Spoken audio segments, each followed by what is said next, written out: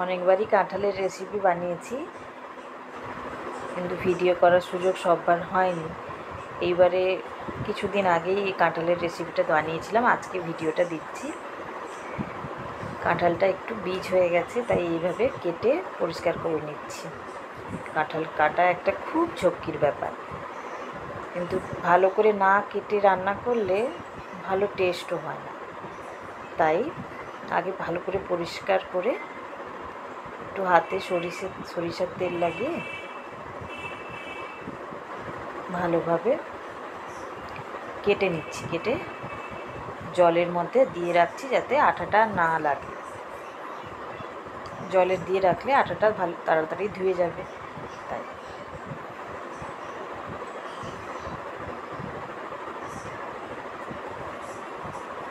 কাঁঠাল আমার খুব ভালো লাগে খেতে এবং রান্না করতে দুটোই।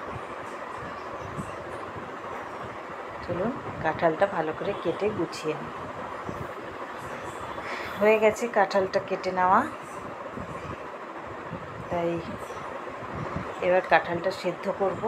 তার আগে অল্প একটু আলু দেবো তাতে, তাই আলুটা ভেজে নেব।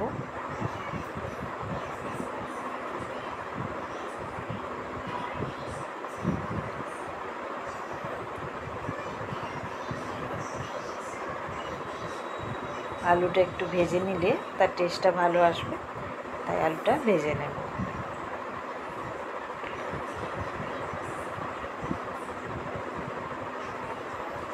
দেখুন আলুটা ভাজা ভাজা হয়ে গেছে।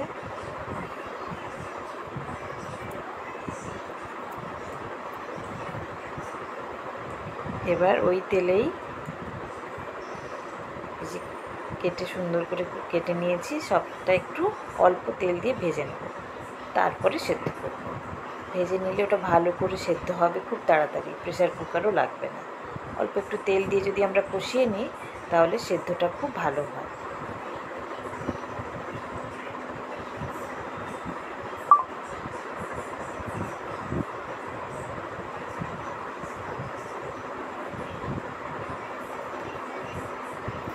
এই দেখুন একটা কাঁঠালে এতগুলোই কিন্তু হয়েছে, এক কড়াই তরকারি হয়ে যাবে ভালোভাবে।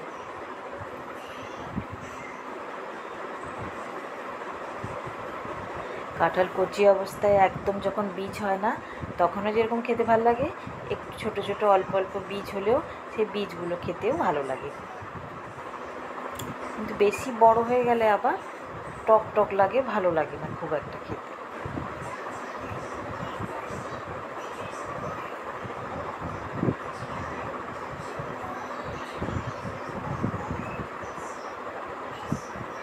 একটু হলুদ দিয়ে নিলাম।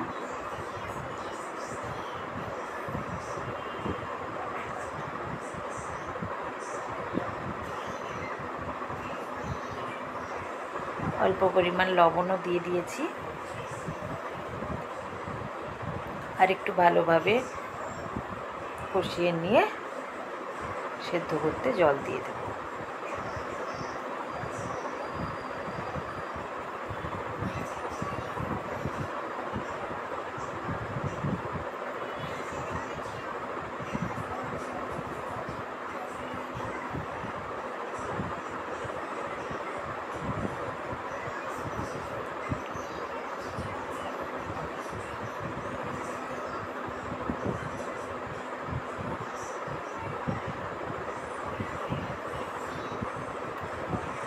সেদ্ধ কষানো হয়ে গেছে, তাই সেদ্ধর জন্য এবার জল দিয়ে দেব।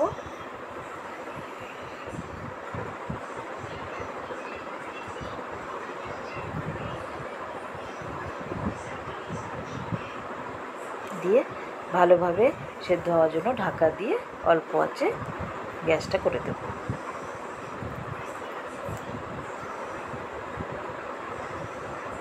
এই দেখুন সুন্দরভাবে সেদ্ধ হচ্ছে।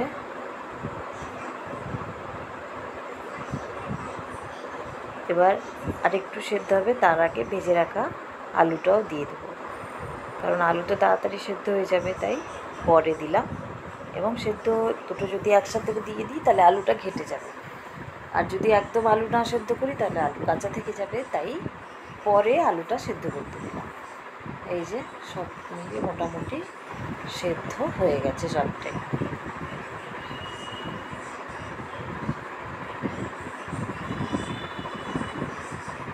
এই দেখুন কি সুন্দরভাবে হাতেই দেখা যাচ্ছে যে সেদ্ধ হয়ে গেছে। আর কিছুক্ষণ ঢাকা দিয়ে এবার নামিয়ে নেব।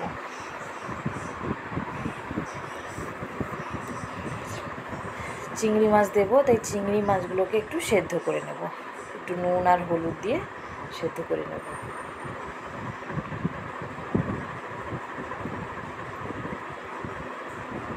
চিংড়ি মাছ আপনারা চাইলে ভেজে নিতেও পারেন, আমি বরাবরই চিংড়ি মাছ একটু বড় হলে সেদ্ধ করে নিই।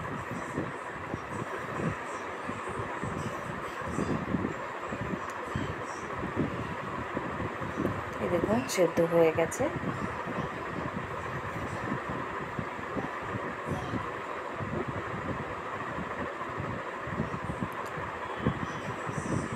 নামিয়ে নেব।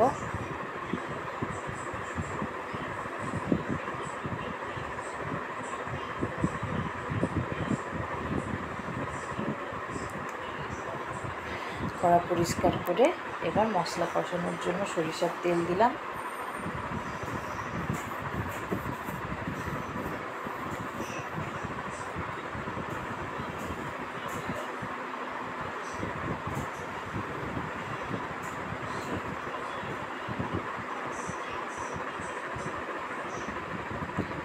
কালারের জন্য অল্প একটু চিনি দিয়েছি, তেজপাতা, গোটা গরম মশলা ফোড়নে দিলাম।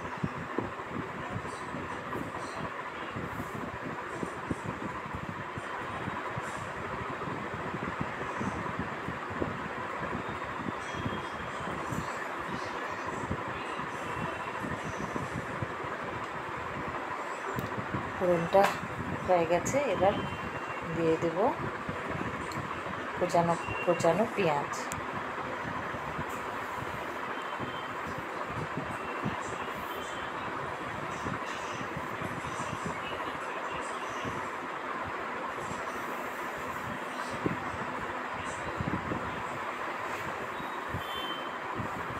বেশ কিছুটা পেঁয়াজ দেব এবং পেঁয়াজটা ভালোভাবে ভাজবো।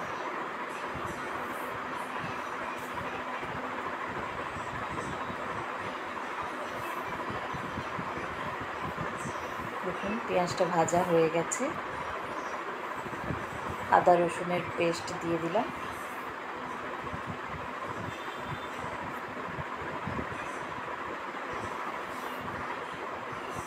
ভালোভাবে কষিয়ে নেব। আদা রসুনটা ততক্ষণ কষাবো যতক্ষণ না তার কাঁচা গন্ধটা চলে যায়।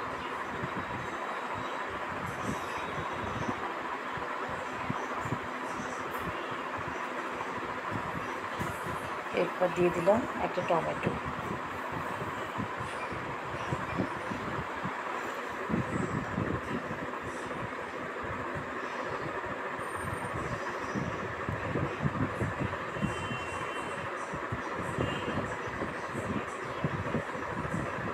একটু ধনে জিরে গুঁড়ো, একটু লঙ্কার গুঁড়ো, হলুদের কাশ্মীরি লঙ্কার গুঁড়ো আর হলুদ একসঙ্গে জলে ভিজিয়ে পেস্ট করে নিয়েছি, দিয়ে দিলাম। অল্প একটু বাটি ধুয়ে জলও দিয়ে দিলাম যাতে মশলাগুলো পুড়ে না যায়। এবার ভালোভাবে মশলাটা কষিয়ে নেব তেল ছাড়া অবধি।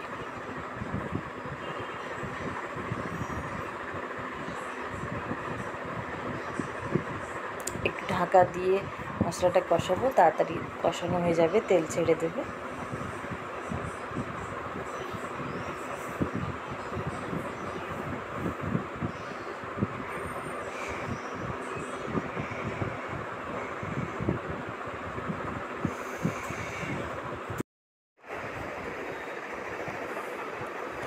মশলাটা কষিয়ে নিচ্ছি, অনেকটা হয়ে দেখুন তেল ছেড়ে দিয়েছে কিভাবে।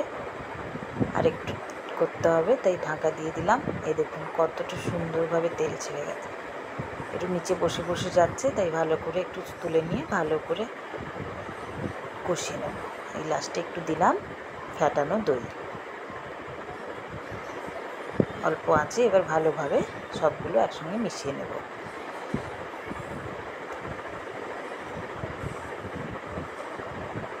এঁচোড় কিংবা মাংসে, যেহেতু আমরা মাংসের মতোই রান্না করি এঁচোড়টা, তাই আপনারা একটু টক দই দিয়ে রান্না করবেন, দেখবেন খুব সুন্দর হয়, খুব টেস্টি হয়। দেখুন সব মশলা থেকে কি সুন্দরভাবে তেল ছেড়ে দিয়েছে। পরিমাণ মতো লবণ দিয়ে দিলাম এই সময়।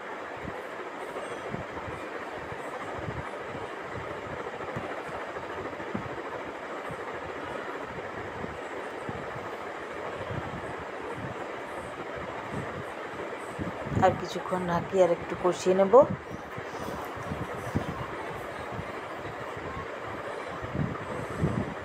এই দেখুন কি সুন্দরভাবে একদম কষানো হয়ে গেছে, তেল একদম সুন্দরভাবে ছেড়ে দিয়েছে। এবার ওই চিংড়ি মাছ আর সিদ্ধ করে রাখা এঁচোড়টা দিয়ে দেব। সব কিছু দিয়ে ভালোভাবে এবার কষিয়ে নেব। সবই তো সেদ্ধ আছে, মশলাও কষানো হয়ে গেছে। এবার ভালোভাবে কষিয়ে জল দিলেই রান্না হয়ে যাবে আমার।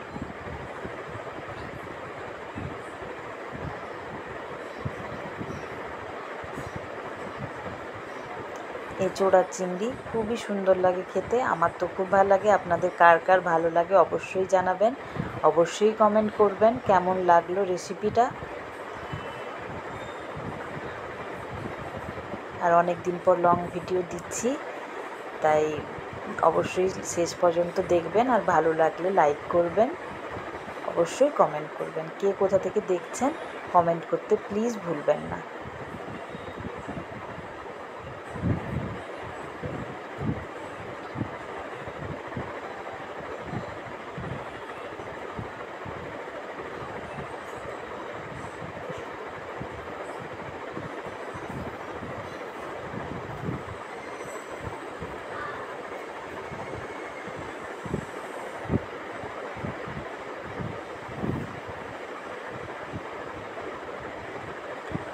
এবার দিয়ে দেবো পরিমাণ মতো জল। আপনারা যদি কষা কষা খেতে চান তাহলে অল্প জল দেবেন, আর যদি ঝোল ঝোল খেতে চান তাহলে আর একটু বেশি জল দেবেন।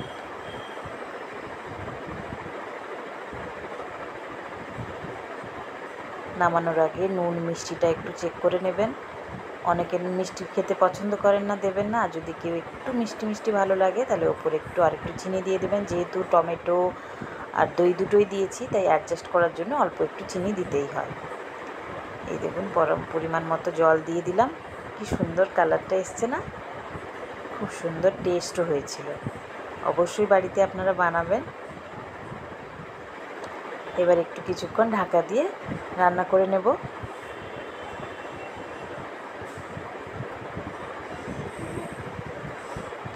এই দেখুন খুব সুন্দর হয়েছে, খুব ভালো লাগছে দেখতেও, কালারটাও দেখুন। সবার কেমন লাগলো রেসিপিটা অবশ্যই জানাবেন, কমেন্ট করতে প্লিজ ভুলবেন না। কে কোত্থেকে দেখছেন অবশ্যই কমেন্ট করে জানাবেন।